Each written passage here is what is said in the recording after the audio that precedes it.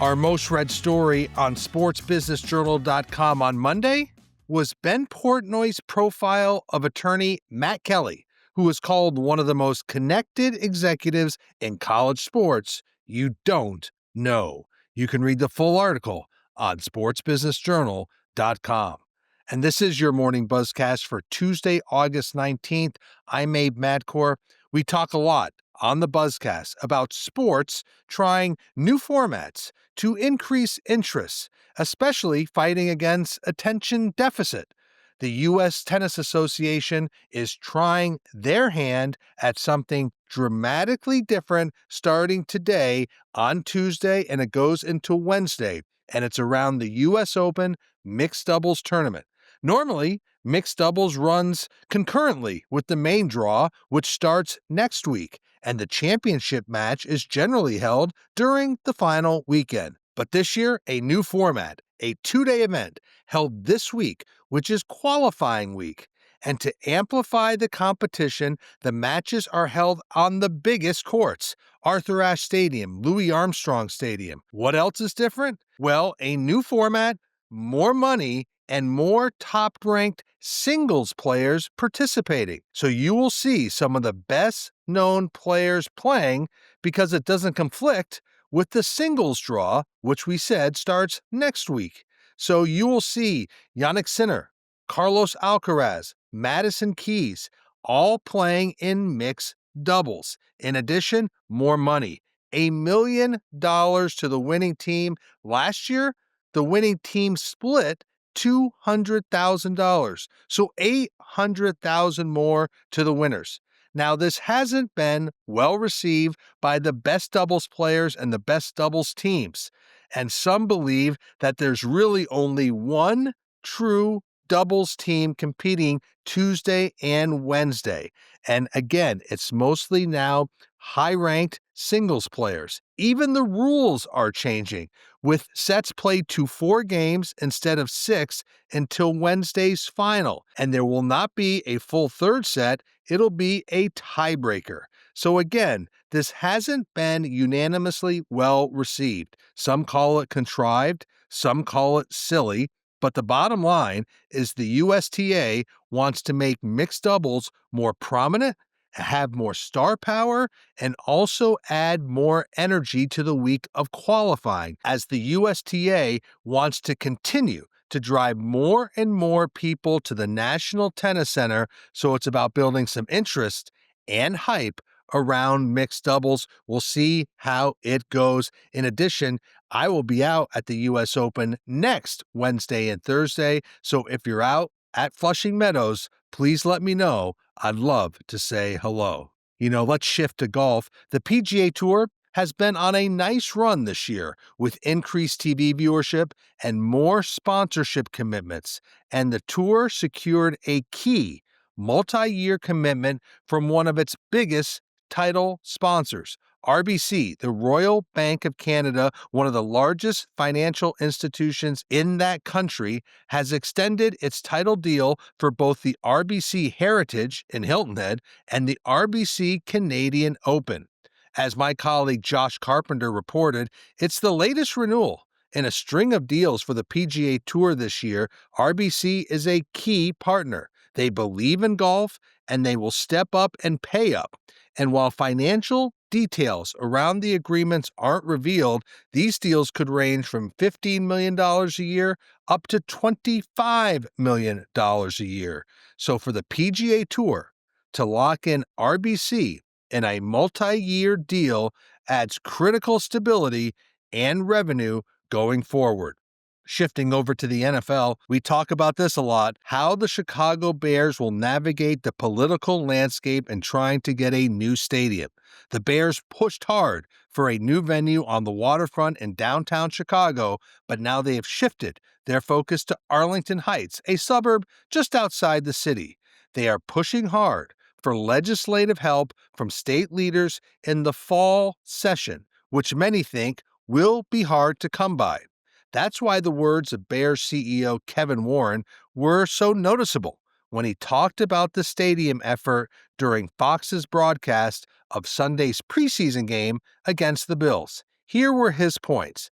He said the team has a great site of more than 320 acres in Arlington Heights, and he clearly positioned it as an employment driver. He called it a jobs opportunity for the state, estimated it would have 56,000 construction jobs, 9,000 permanent jobs. He also stressed location, that it's part of Cook County, the same county of Chicago, despite Chicago and Arlington Heights being around an hour apart from each other. He continued to say it would be in the same county. He talked up future hosting of Super Bowls, Final Fours, and said he was hopeful they can get legislative help in the fall. So the message I took away, they are positioning this around jobs, around big events coming to Chicago, and that the stadium won't be far from downtown Chicago. Those are the talking points I took away. This is one of the bigger stories when it comes to facility development in sports.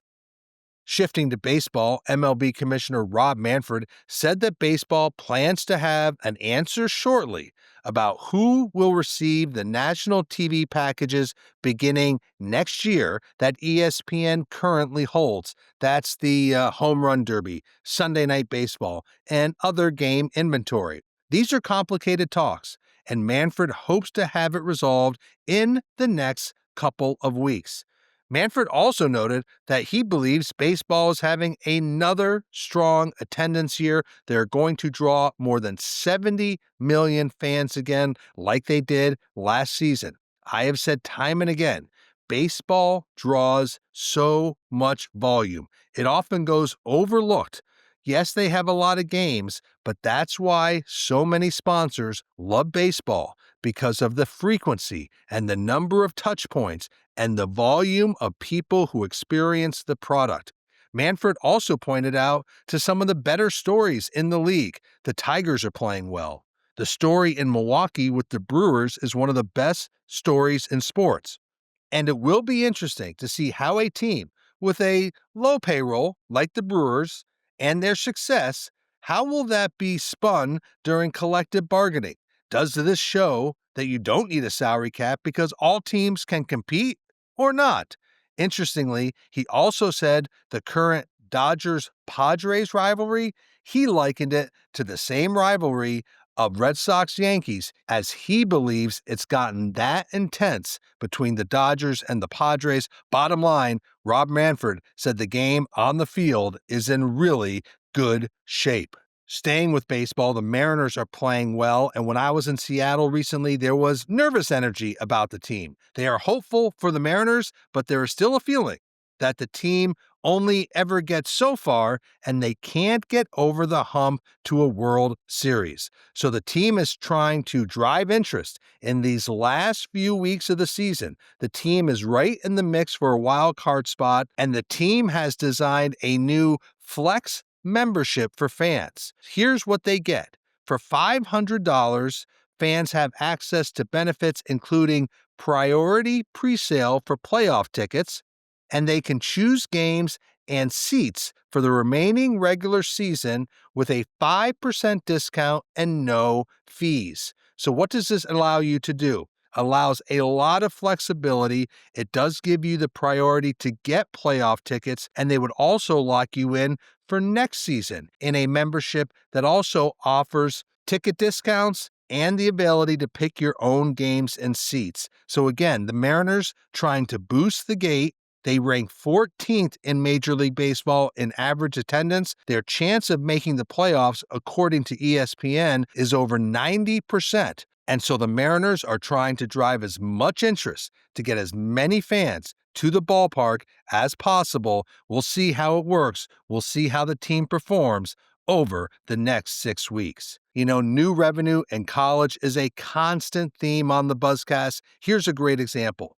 Oklahoma offering fans a chance to attend post-game news conferences. It's called one of the Sooner Magic Memories. A smart move, gives fans greater access.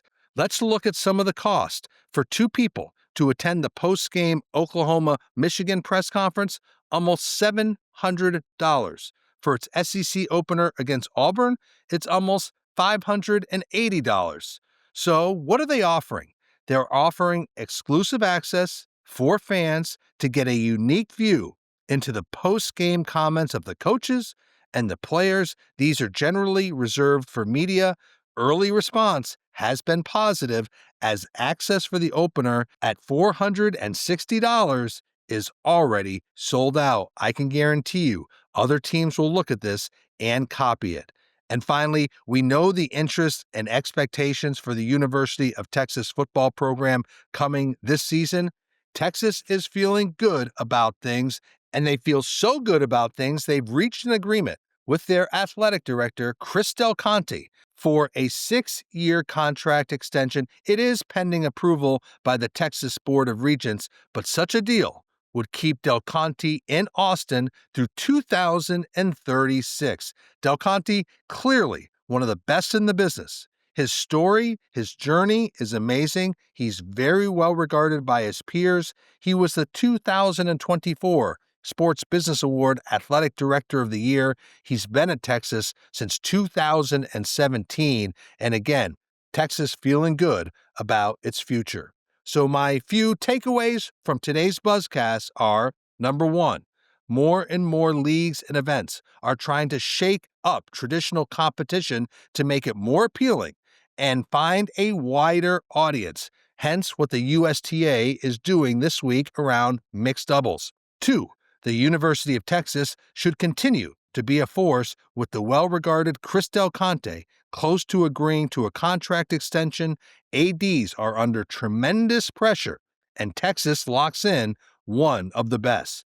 Three, title sponsorships are critical to the lifeblood and success of the PGA Tour because it underwrites purses and also includes a huge media component. So for the PGA Tour to lock in RBC for 2 major events is significant.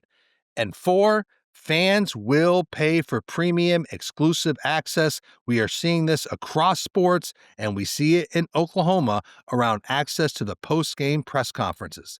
And finally, remember, America's Team, The Gambler and His Cowboys, debuts on Netflix starting tonight, Tuesday. My colleague Austin Karp watched a few of the episodes and gave it a big positive review in the SBJ media newsletter last night, and he said there is no shortage of great characters and great color in the interviews and the access. So check that out and let me know what you think.